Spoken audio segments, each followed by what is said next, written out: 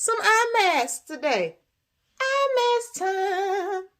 Eye mask time. And not just one side, but it's, guess what, y'all? It's reversible. Stay tuned so I can show you all how to make these eye masks using a pattern from Thread Monthly.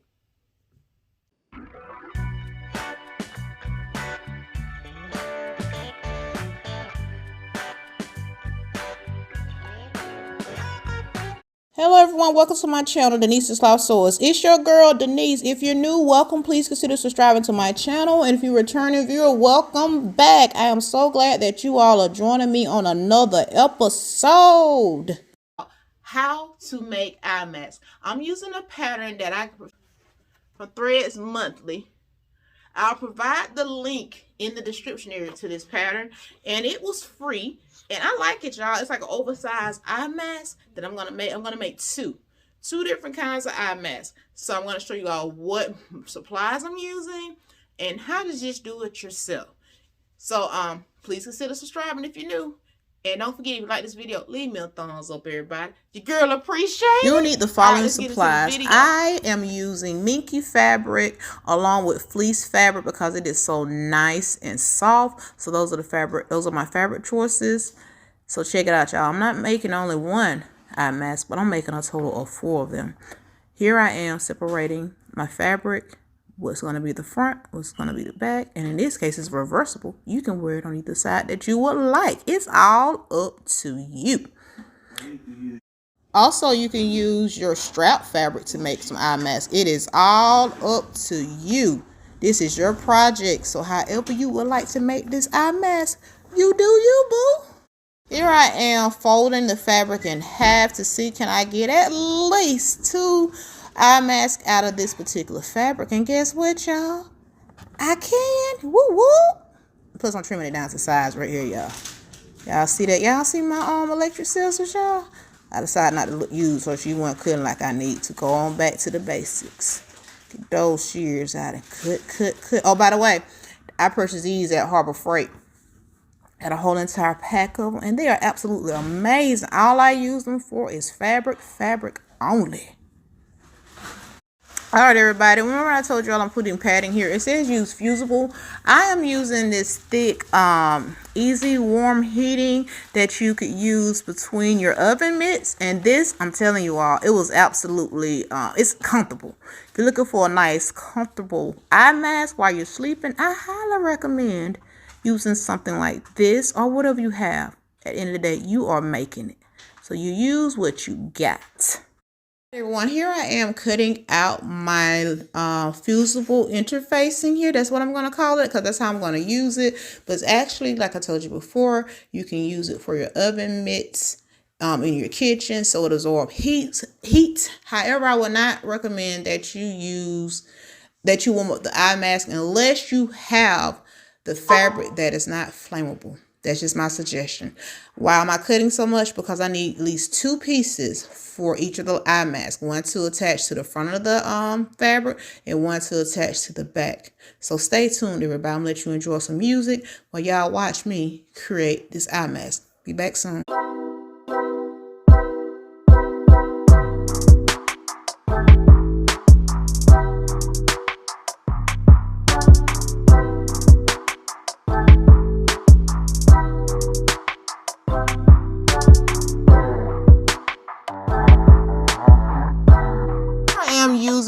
Here I am using my weights to help keep my fabric from moving while I trace around it using some Taylor's chalk. However, I could not actually see the Taylor's chalk that I'm currently using. Maybe if I should have went with a red or a different color chalk, it would have worked out. So instead, I decided now it is time to take your fabric to the sewing machine and stitch close to the edge as possible, ensuring that you catch the fabric and the cotton batting. This is what I'm doing here. I told you it's supposed to be over the edge, but I believe I went 1/8 of an inch, everyone.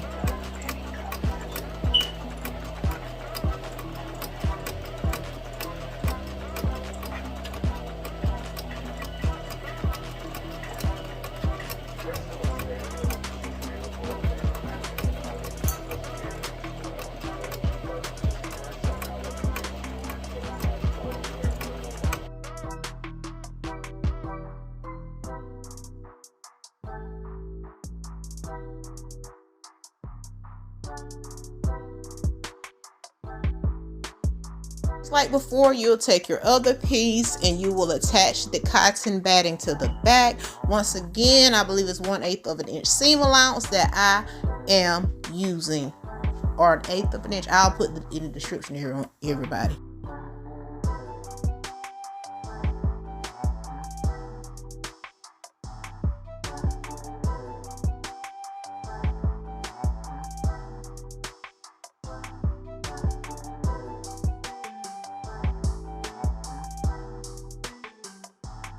When you're finished, you should have something that looks kind of like the previous picture, but hopefully a lot better than the way mine looked. But it's gonna come together, everybody. Hang in there. That's what my motto is: keep trying until you get it right. Denise Slough, sew it.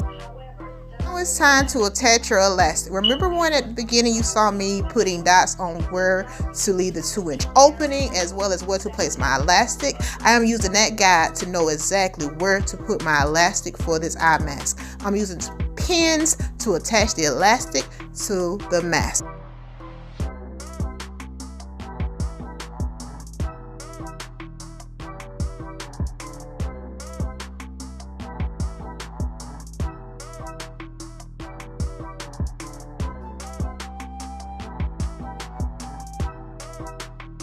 Took the front and attached the elastic to the eye mask as close as I could. I believe I used a 3/8 of an inch seam allowance here, and now I am attaching the opposite side of the mask to the front, ensuring that the elastic will be out of the area where I am stitching it. Using your pins, pin all around the mask, leaving a 2-inch opening at the top.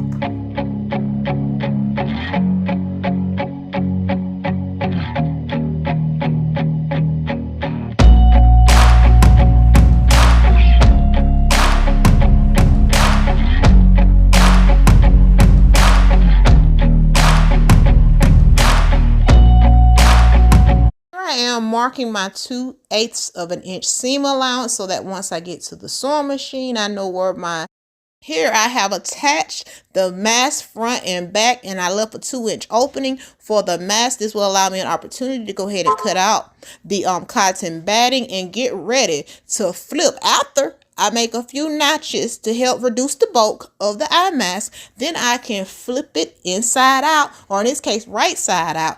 And guess what, y'all? We are almost done.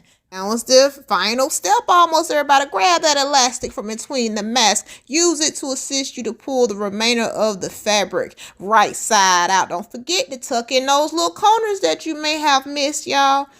And hey, guess what? Guess what? We're almost done. Can you believe it? You are almost completely done with your very first eye mask. Or in this case, if it's not your very first time, you're almost done with this eye mask. Look at that. Now, what I'm doing, I'm tucking in the seam allowance. I'm going to take it to my sewing machine, and I'm going to do a top stitch in that area.